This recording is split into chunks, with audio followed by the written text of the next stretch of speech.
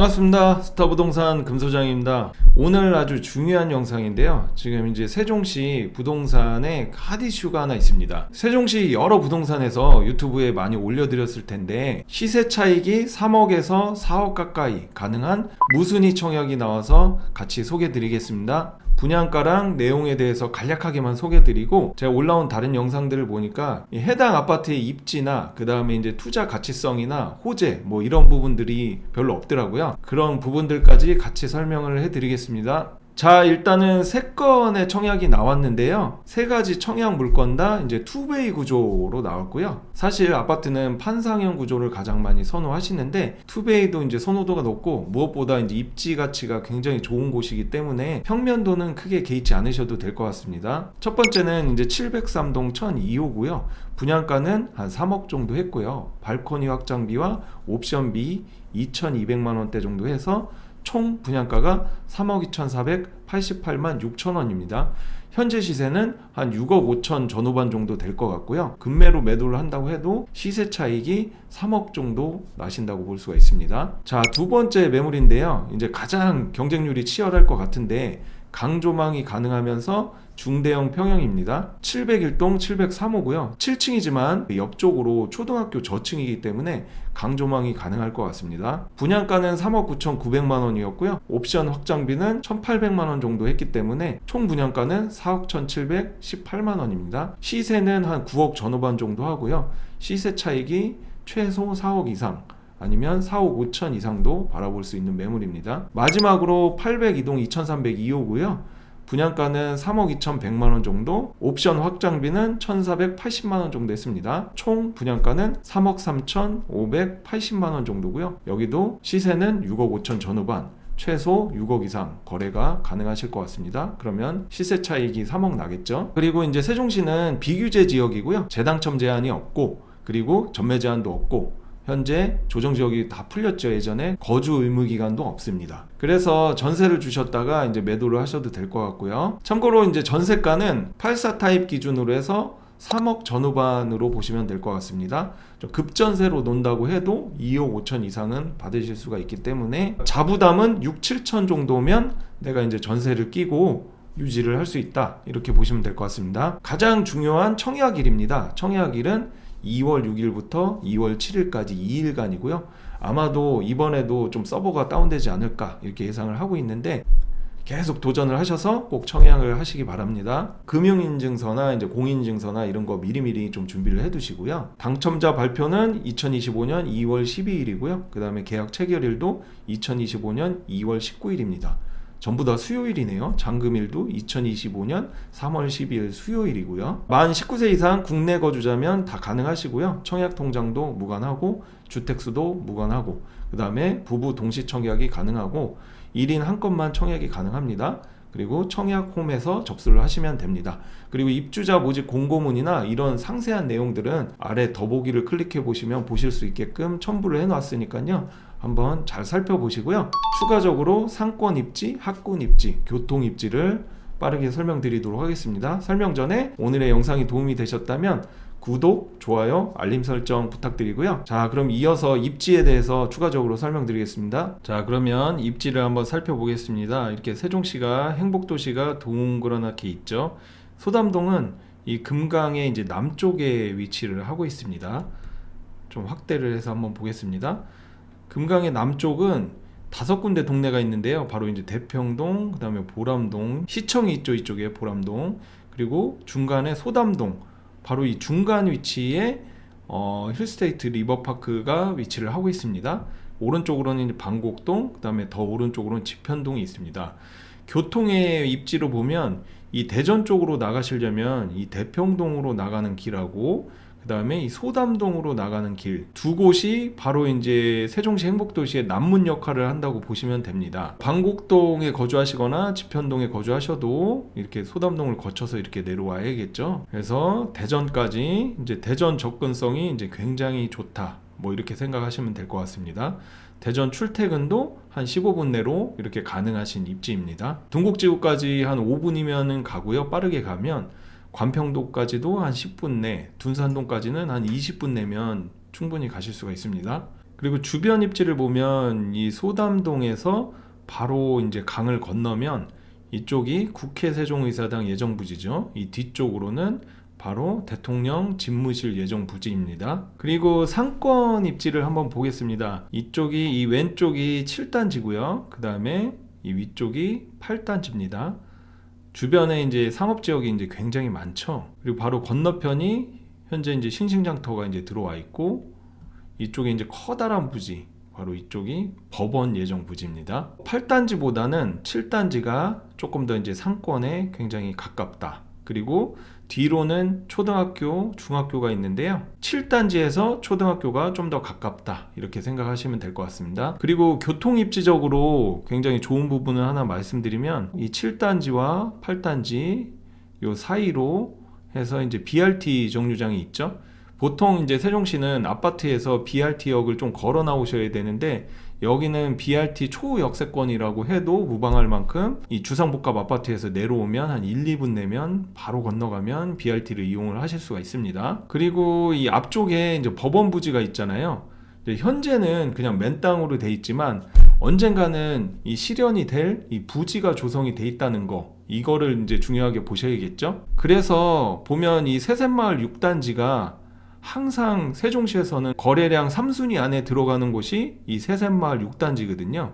이쪽은 이제 25평이 인기가 굉장히 좋은데 대전 접근성도 좋고, 그리고 멀리 바라봤을 때 건너편에 이제 법원 부지가 있기 때문에 여기 투자를 하시는 분도 그렇고 실거주를 하시는 분들도 왼쪽에 이제 초중고도 다 끼고 있기 때문에 꾸준히 이제 인기가 좋은 겁니다. 이런 걸 봤을 때도 이 힐스테이트 리버파크 7단지와 8단지도 법원이 들어오게 되면 상당히 이제 괜찮은 이제 호재가 되겠죠. 물론 시간은 한 5년 이상 이렇게 길게 걸리겠지만 어쨌든 내가 갖고 있는 아파트 옆에 뭔가 들어오는 이제 부지가 있다라는 거, 이 부분이 굉장히 중요한 것 같습니다. 그리고 추가적으로 앞으로 진행이 예상되는 부분은 바로 추가적인 이제 다리를 놓는다는 거죠.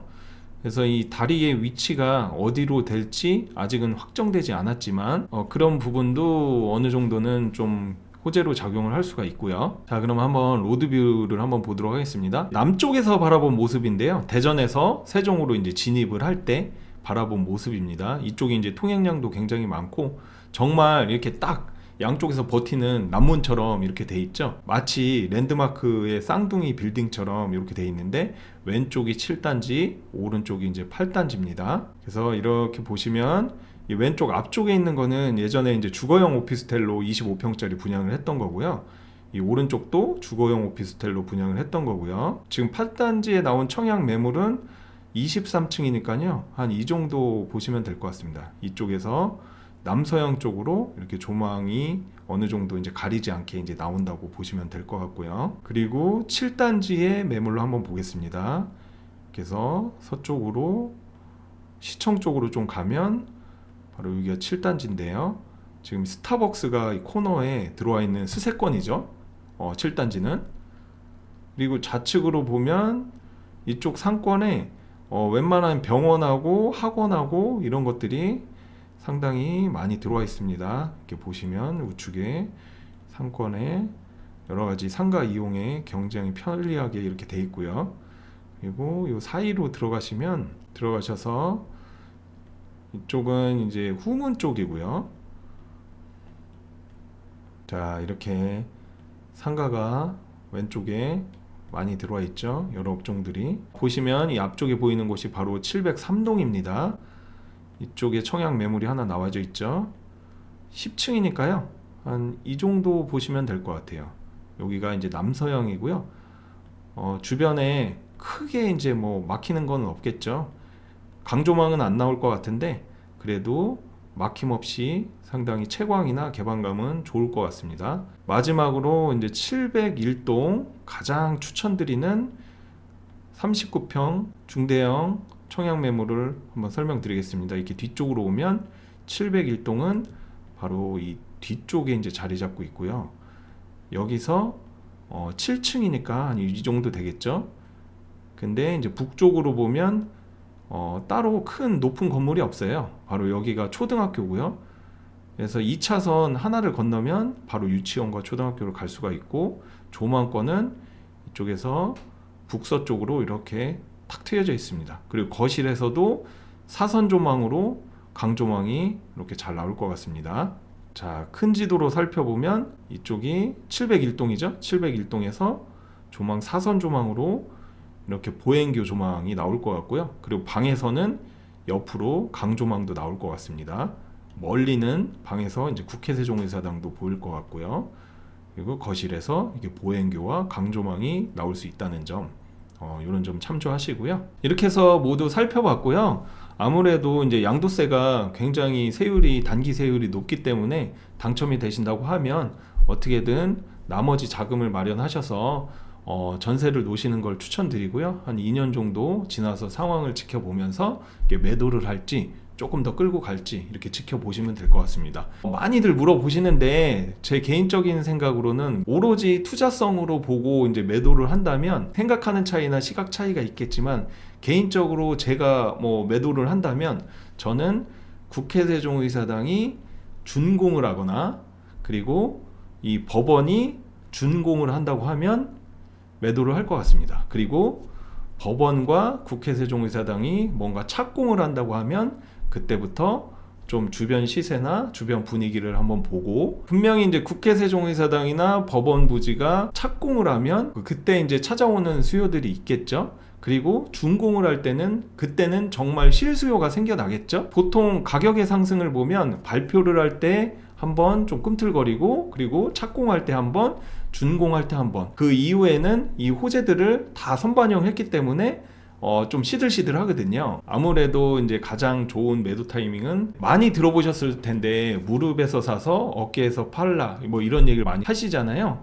대부분 이 머리 꼭지에서 파시는 분은 거의 못 봤거든요. 그런 분들은 내가 계산을 하고 준비해서 판 거보다는 뭔가 이사를 가야 된다거나 아니면 사정이 생기셔서 팔다 보니 그 다음에 가격이 내려갔다 뭐 이렇게 해서 굉장히 좀 운이 많이 따라주신 분들이겠죠. 근데 이제는 뭐 그런 부분들을 많이 학습 효과를 했잖아요. 꼭지에서 팔려고 하면 절대 어느 매수자가 그걸 받아주실 분은 없겠죠. 매수자도 좀 긴가민가 할 시기일 때 조금 더 좋은 가격을 받을 수 있는 거고, 또 무언가 매수를 하실 때도 매도자도 앞으로 더 떨어질지 올라갈지 긴가민가 할 때 가격 조율이 되는 거거든요.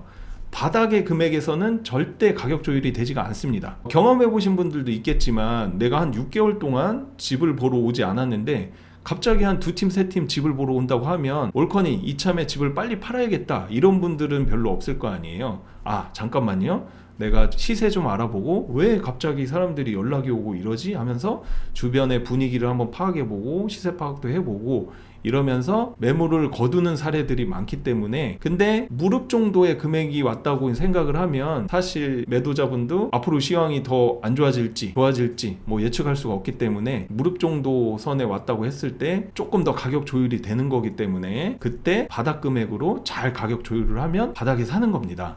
막상 바닥에 가면 물건을 잡기가 굉장히 힘들기 때문에 가격은 더 내려갈지언정 매입을 하기가 어렵겠죠. 매도하는 것도 마찬가지이기 때문에 꼭지에서 매도를 하는 경우는 굉장히 드물기도 하고 굉장히 이제 어렵기도 합니다. 그래서 모든 호재가 다 실현되고 소실되기 전에 한 타이밍 먼저 움직여서 한 어깨 정도 금액이 온 것 같다 라고 했을 때 매도를 준비하시는 게 맞다고 생각이 듭니다.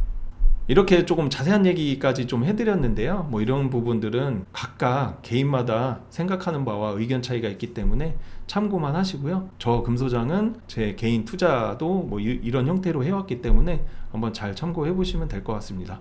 또 추가적인 궁금하신 점 연락 주시고요. 오늘 영상이 도움이 되셨다면 구독과 좋아요, 알림 설정 부탁드리겠습니다. 감사합니다.